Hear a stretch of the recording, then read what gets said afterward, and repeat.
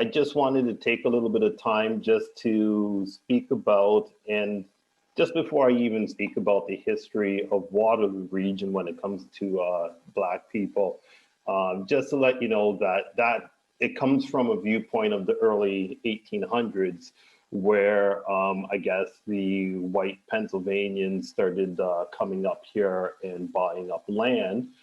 But we have to know that the indigenous people were already on that land as well. So just to start from that point. So the Black history of this region goes back to, like I said, the early 1800s. And that's when John Erb was one of the first Pennsylvanian Mennonites to pack up his camp and move up to the Grand River up here. Where he ended up settling was in modern day Galt. And he sent back words to his other siblings to say, hey, there's great land up here to be bought up and you should buy it because it's great for farming, it's great for raising your family.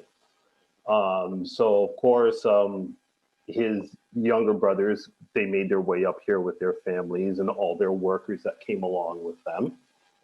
And the first known Black person on record in Waterloo at the time, or I should actually say this region at the time, was a young man by the name of Isaac Jones. And Isaac was a Black man that worked for Abe Erb because the Mennonites didn't believe in slavery, and anybody that worked for them got paid the same. So he was a hired hand that followed them up here and was tending to their cattle. Isaac was out with the cattle one day. The cattle returned home, but Isaac did not. There then became a humongous search for Isaac because he was well liked. After 3 days, they still couldn't find Isaac.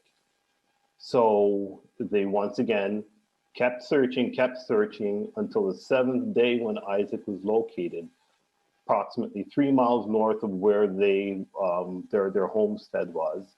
And he was asleep, curled up on the ground with his 2 dogs cuddled up against him. And that all happened in the fall of 1806. Then we next hear about Isaac in 1819, when Abe Erb had given him 224 acres of land. Isaac then took this land 2 years later and sold it for a huge amount of money. And that is the last known document of Isaac that I could find and that I think most people could find on him. Mind you, I'm still looking. And then about that same time in this area, and all the workers that have to travel out there, they know they don't even like to travel out there. But Paula Brown was a Black man from Hamilton who got together with a lot of other families looking for good land to settle on. They too saw the Grand River as a great place to settle their land on, but the government would not allow them to settle on the Grand River land. So they ended up moving up to a place just outside of Winterburn that everybody hates traveling out to because it's way out there. But that was known as Crook's Track, and there's still a little tiny laneway out there with that same name behind Winterburn out there. Where they ended up settling for about 7 years and cutting down the trees and living on the land to figure out after 7 years that the land was not all that great for crops and not great for their cattle. So they ended up moving out of that area. Some went to Conestoga, which is modern day Conestoga, and the majority of them ended out in on the border of today, which is Guelph in our area, out by Hawksville and Wallenstein, and that was known as Queens Bush. That became a flourishing Black community out there as they lived with the indigenous people, cut down the trees, and made it great farming. Unbeknownst to them, the government did see this, and at one point there was over 2,000 Black people living out there.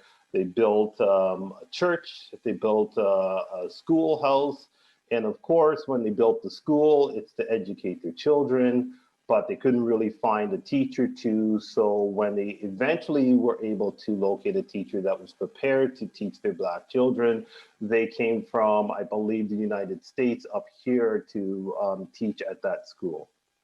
The government then turned around and said, wait a minute, you guys are squatting on the land, but if you want to buy the land, you can buy it at this price.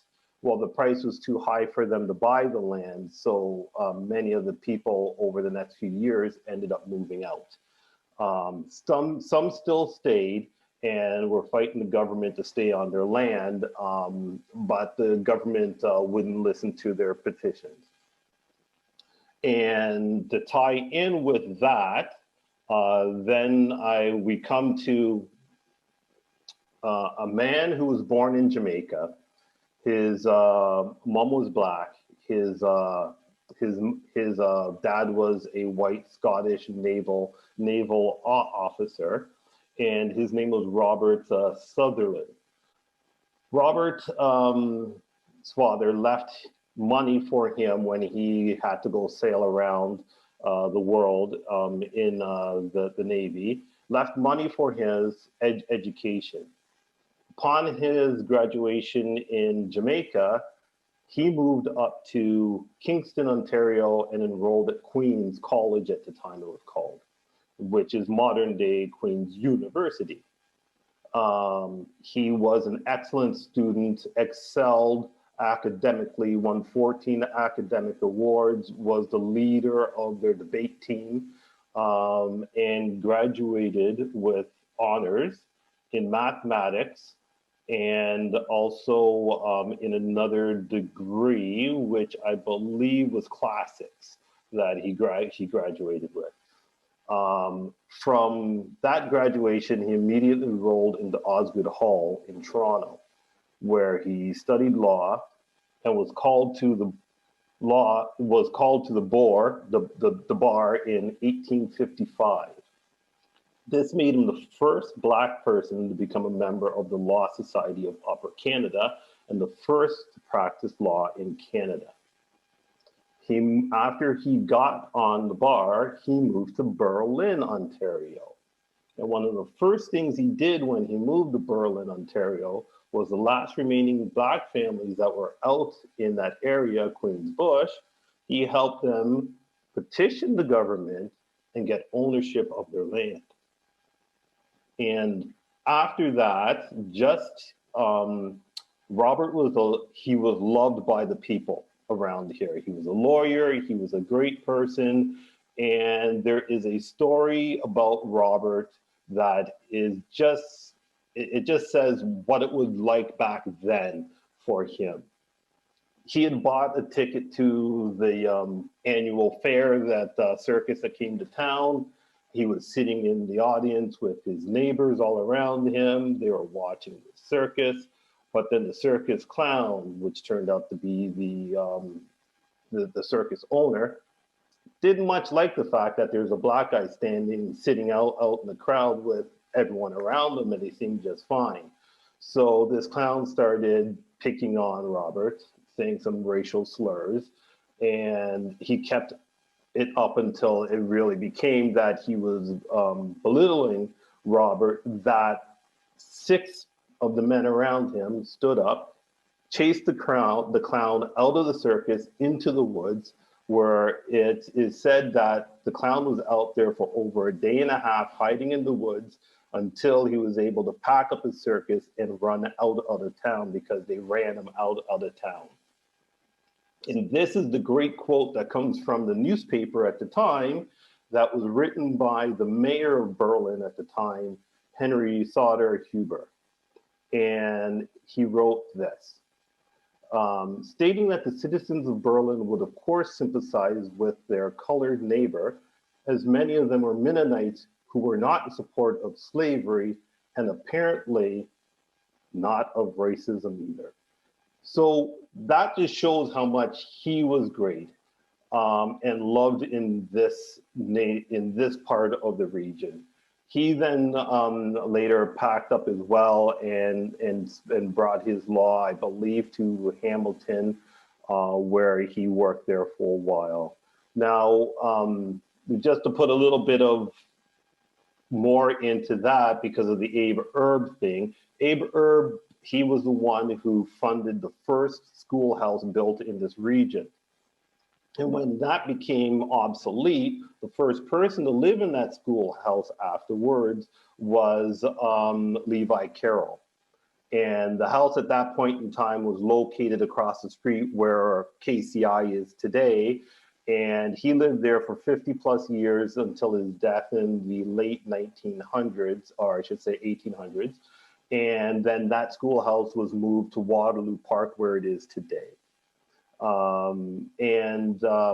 That's the early known history of Black people in this region.